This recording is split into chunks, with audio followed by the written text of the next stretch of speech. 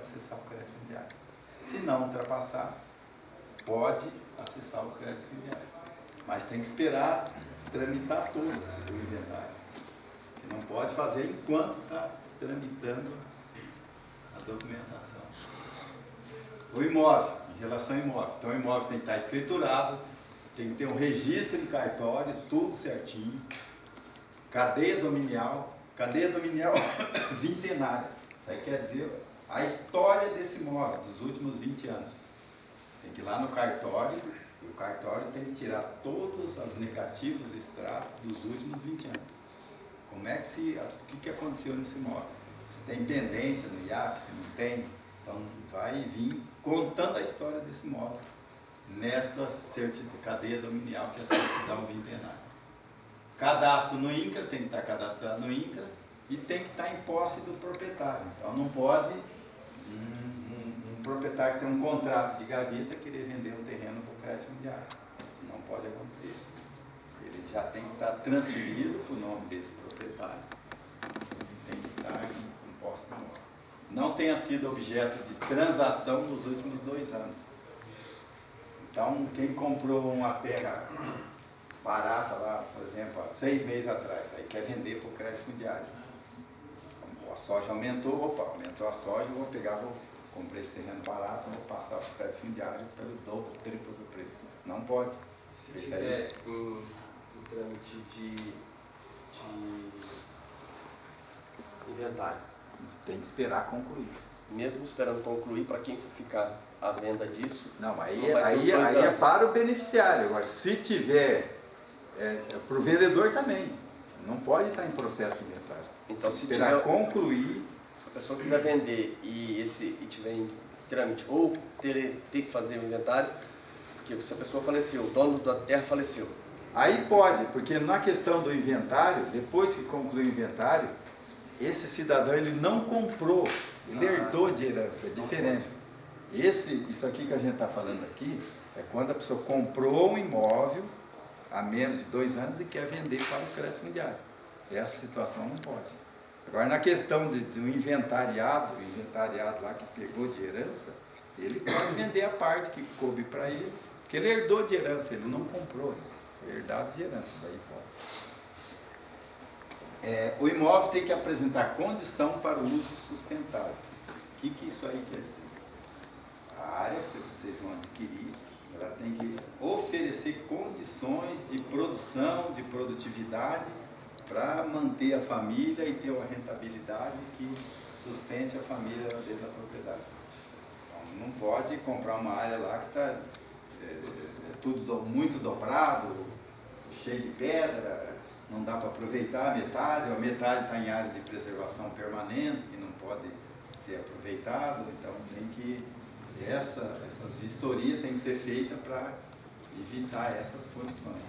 Porque às vezes tem muitos proprietários que falam, não, vou vender uma parte, eu tenho aquela área lá que é a área mais ruim da propriedade, que é a área que tem banhado, que tem muita área de preservação permanente, então vou fracionar a minha propriedade, eu vendo aquela parte pior para o crédito fundiário e fica o filé mignon. Isso não pode, isso aí tem que... Isso aí a vistoria tem que ver essas questões aí. A área por família tem que ser no mínimo a área mínima de fracionamento da região. Aqui em Jandai eu creio que é 3 hectares. Então a área a ser comprada não pode ser menor que 3 hectares. 3 hectares para cima. Tem alguns municípios que são 2, mas são pouquíssimos municípios no estado do Paraná que é 2 hectares. O proprietário não pode ser parente, né, até segundo grau, pai, avô, filho, neto, irmãos. Agora está havendo uma mudança, né, alguma coisa aí nisso aí também. Tá? Fora de unidade de conservação ambiental, áreas indígenas, área ocupada por quilombolas. Então tem algumas áreas, por exemplo, a região de Mangueirinha, Nova Laranjeira, tem algumas regiões que são regiões indígenas. E às vezes tem alguma pessoa ali que pode ter uma propriedade que está dentro dessas áreas e queira vender, que são áreas que estão em litígio, está em briga ali para ver se aquela área da propriedade é da reserva indígena ou o proprietário tem o direito legal daquela área. Então, uma área dessa ainda não pode ser mexida, tem que ficar de fora. Tem uma documentação que comprove que tem os 20 anos lá, a cadeia dominial, que a gente chama. Então, tem que ter esse histórico dos 20 anos da propriedade. Não sejam alvos de ação discriminatória. Tem algumas áreas que elas são áreas devolutas do Estado. E a pessoa se apropriou dessas áreas, entrou com processo de capião, qualquer coisa. Então essas áreas que estão em litígio aí, que eram para ser área do Estado, então também não pode. Não sejam passivos de desapropriação para a reforma agrária. Toda área acima de 270 hectares, elas são passivas para a reforma agrária. Então, quando vou fazer um projeto, numa área, uma fazenda desse porte, primeiro tem que consultar o INCRA para ver se o INCRA não tem interesse em adquirir aquela área para a reforma agrária. Em uma fazenda de 500 alqueires, por exemplo, nós vamos fazer um assentamento com 100 agricultores numa fazenda de 500 alqueires. Aí tem que consultar o INCRA para ver se o INCRA não tem interesse em adquirir aquela fazenda para um projeto de reforma agrária. E o INCRA tem que dar uma declaração que ele não tem interesse, e essa declaração tem que ser lançada nas propostas do crédito fundiário. Da reforma agrária. O imóvel tem que estar livre, então não pode ter hipoteca, não pode ter nenhum, por exemplo, financiamento de trator, de máquina vinculada à venda ao terreno. Não pode.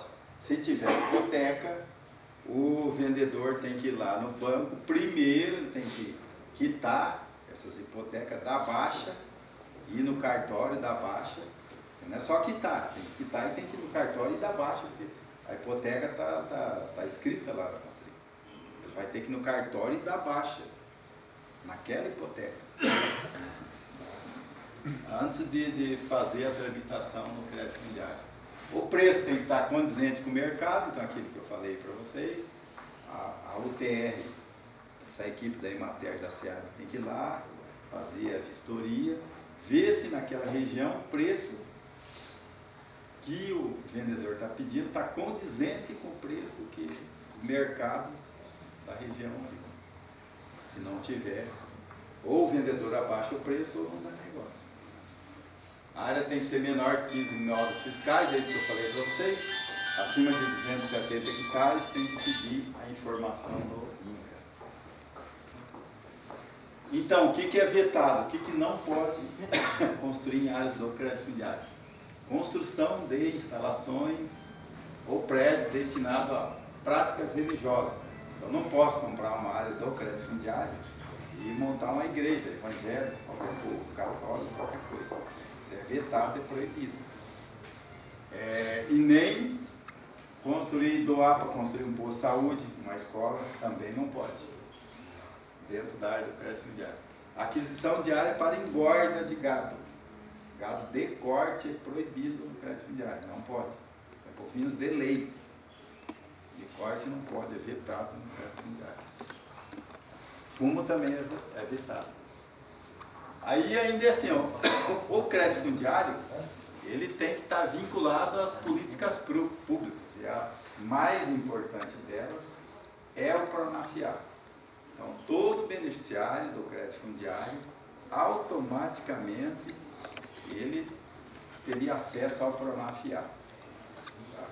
A diferença do Pronafiá para os outros é o rebate dos 44% lá do financiamento. Você emprestou 25 mil, na hora de você pagar, vai ser descontado 10 mil.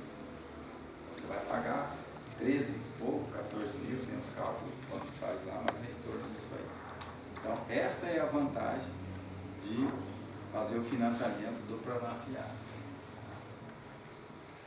PA e PENAI também são duas políticas públicas. O PA é o Programa de Aquisição de Alimentos do Governo Federal. Esse programa é um programa que ele fornece alimentação para creche, para as APAES, para o hospital, né, e exército e outras entidades do governo federal. O governo federal compra a produção dos pequenos agricultores e repassa para essas entidades. E o PNAE, Programa Nacional de Alimentação Escolar. Estes dois programas, eles dizem o seguinte: